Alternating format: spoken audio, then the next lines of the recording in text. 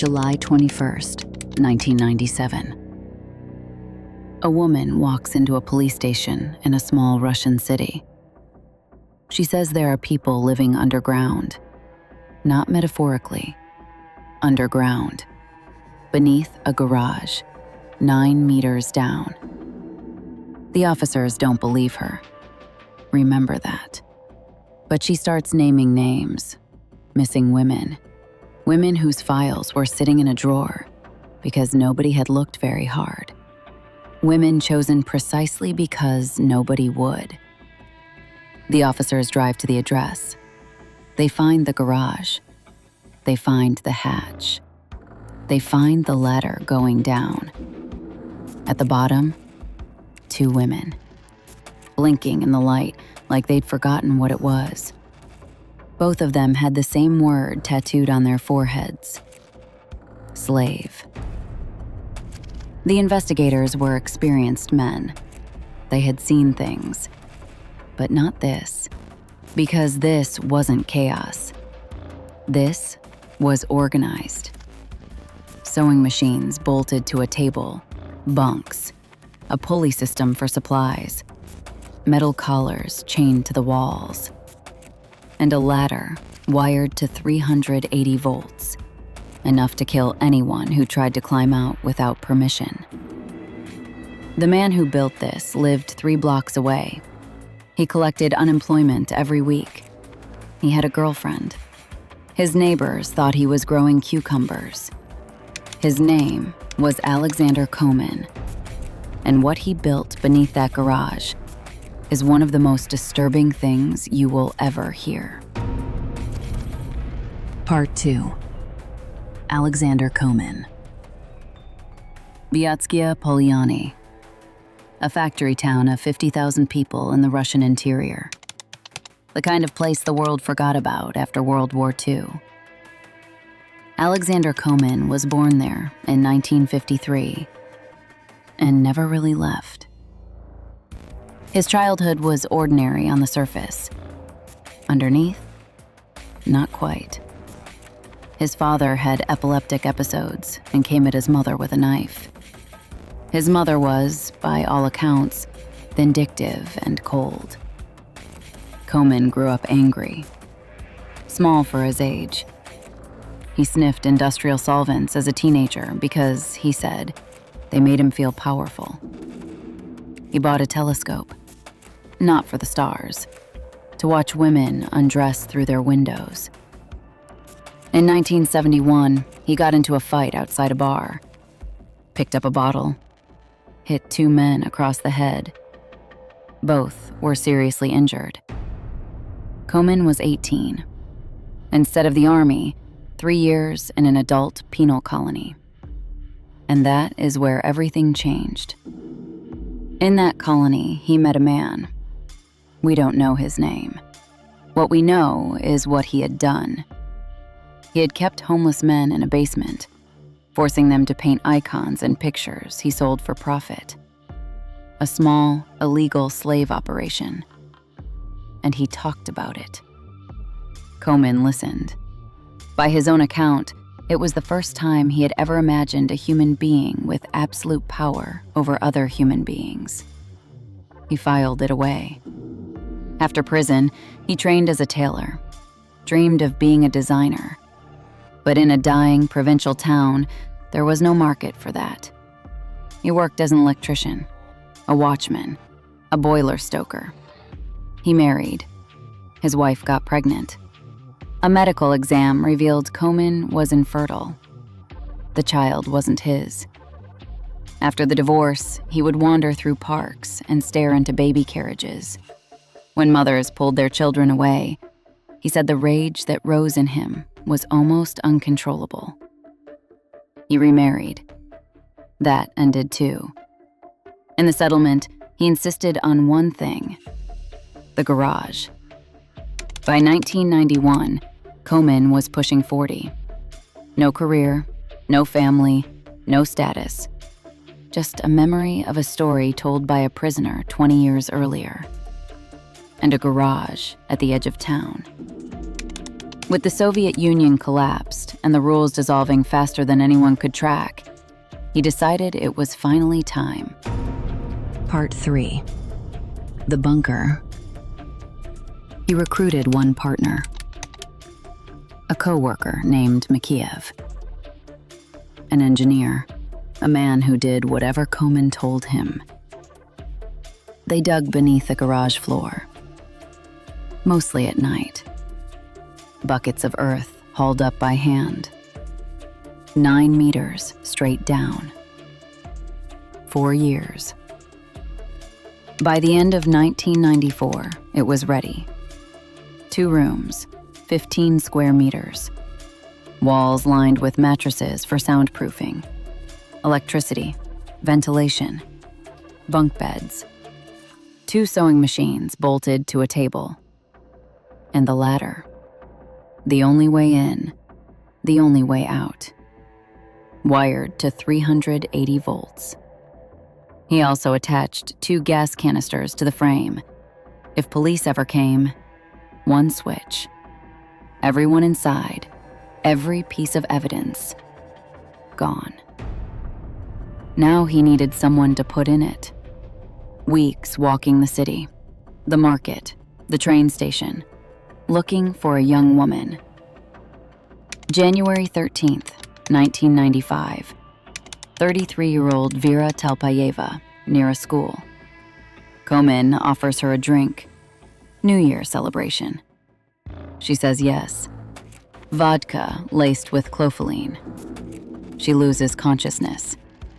She wakes up 9 meters underground. The man standing over her tells her, with complete calm, she will never leave. Telpayeva couldn't sew, so Komin asked her who could. Under pressure, she gave up a name. Tatiana Melnikova, a trained seamstress. Komin went looking for her.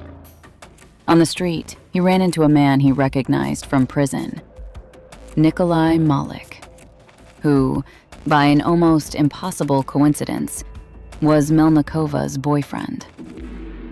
Komin invited them both for a drink. Same method, vodka, clofulene. Melnikova went down into the bunker. Malik was a problem. A former convict. He would never submit. Komin and Mikheyev stripped him unconscious, drove him to a field outside the city, left him in minus 20-degree frost. His body was found 2 weeks later. Police ruled it a drunken accident. Nobody looked further. And so, the factory began. Melnikova sewed 32 robes per day, 16 hours at the machine. Komin sold them at the local market. Business was good. He needed more workers. Part 4. Life underground. No windows, no clocks, no daylight. We lived like we were in a grave. Every day identical to the last. Grain, potatoes, black bread, rosehip tea. When food ran low, they fried potato peelings, bathed once a week in a basin, then 16 hours at the machines.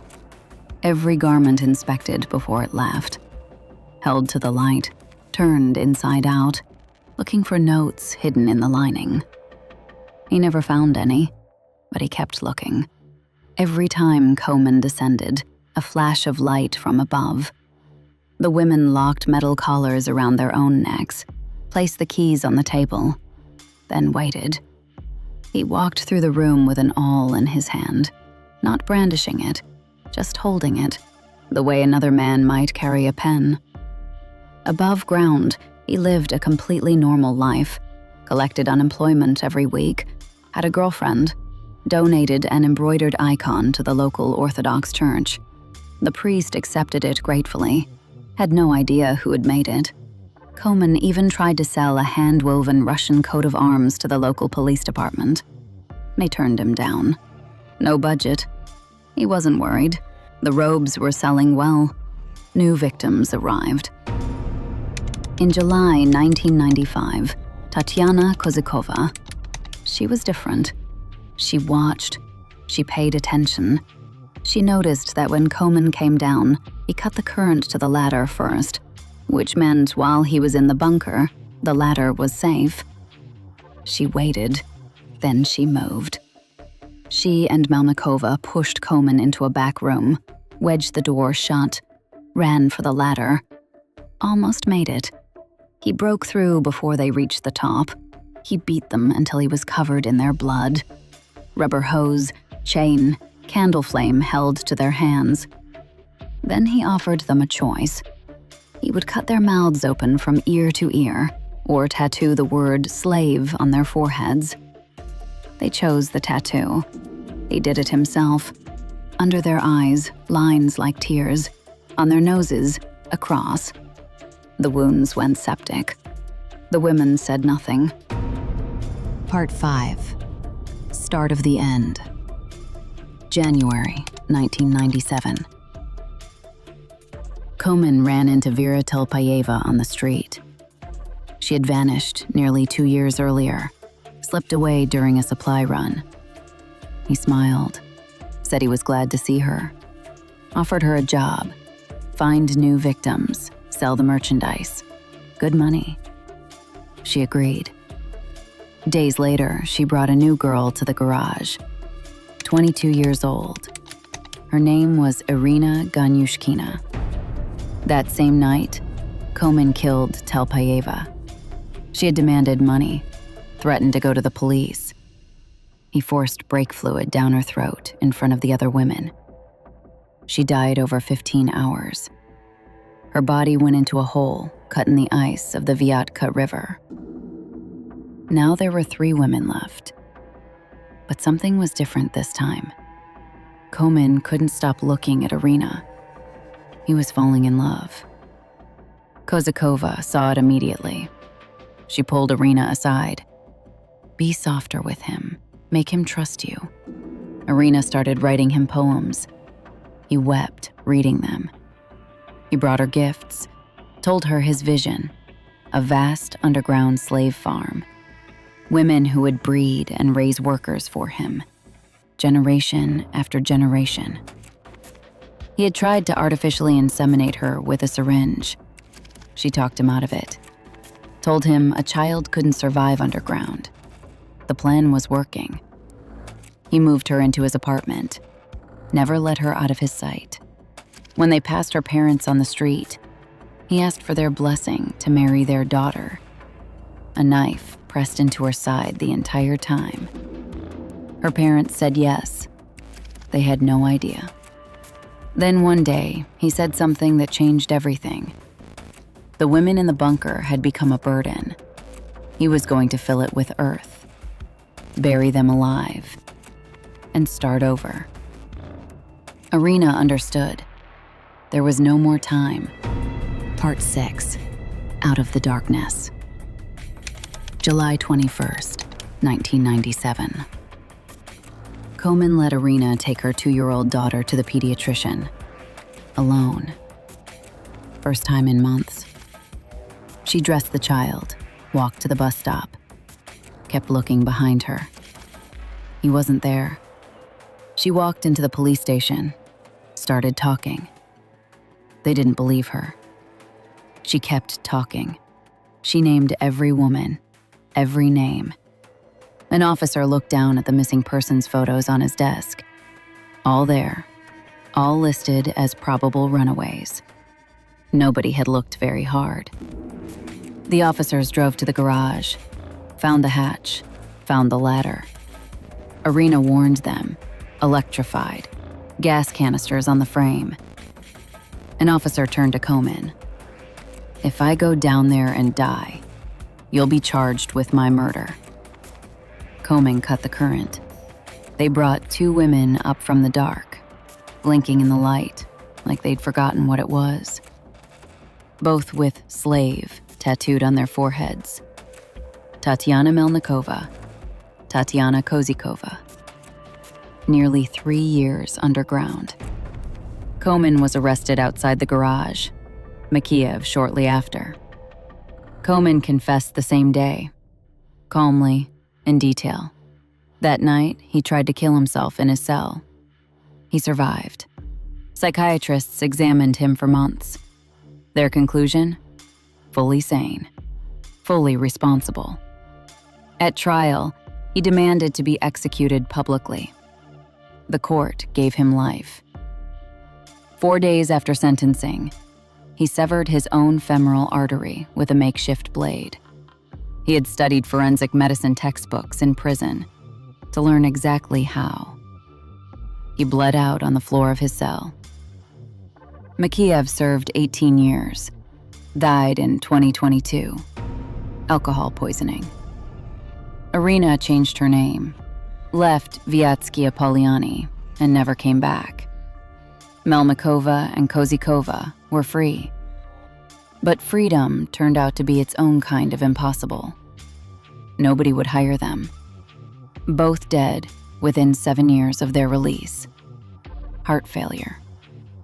The women chosen, because nobody would look for them, turned out to be invisible in freedom, too. Komin is buried in Vyatsky Apolloni. Someone drove a wooden stake into his grave, like he was something that might come back. 30 years later, people in that town still say his name, not as a warning about monsters, as a warning about ordinary men, with garages, and patience, and an idea they never let go of.